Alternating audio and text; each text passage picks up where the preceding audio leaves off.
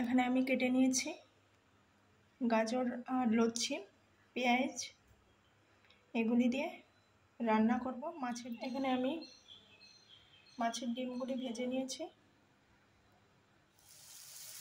এখানে আমি কড়াইয়ের মধ্যে তেলটা গরম করে পেঁয়াজ দিয়ে দিয়েছি আর হালকা হলুদ, লবণ, জিরা আর কাশ্মীরি রেড চিলি পাউডার দিয়েছি। এখানে কেটে ধুয়ে রাখা সবজিগুলি দিয়ে দিয়েছি।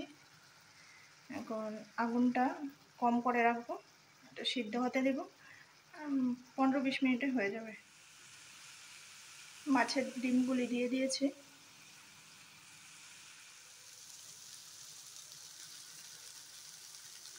ভাজাটা হয়ে গেছে। এখানে আমি ভেজে নিচ্ছি কাতলা মাছ। কাতলা মাছ তরকারিটা কীভাবে রান্না করব ভিডিওটাতে দেখবেন।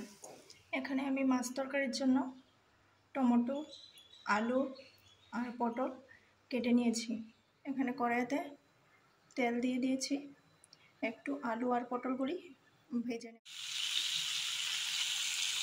আলু পটলগুলি ভেজে নিচ্ছে হালকা লবণ আর হলুদ দিয়ে।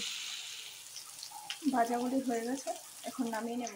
ফোড়নের জন্য দিয়ে দিয়েছি একটা তেজপাতা আর দিয়ে দিচ্ছি কালো জিরা। প্রথমে টমেটো দিয়ে দিয়েছি, তারপর ভেজে রাখা আলু আর পটলগুলি এখানে দিয়ে দেবো।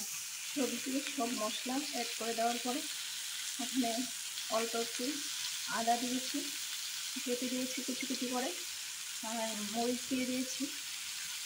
এখন নেড়ে চেড়ে যখন ভাজা হবে তখন জল দিয়ে দেবো। এখন আমি জল দিয়ে দিচ্ছি।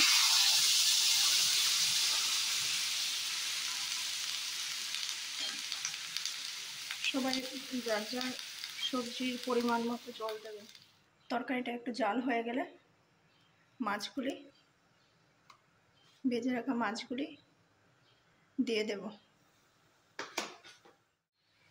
মাছগুলি দিয়ে দিয়েছি। এখন 10 মিনিট জাল হবে, তারপর তরকারি রেডি হয়ে যাবে। আমার তরকারি রান্নাটা হয়ে গেছে।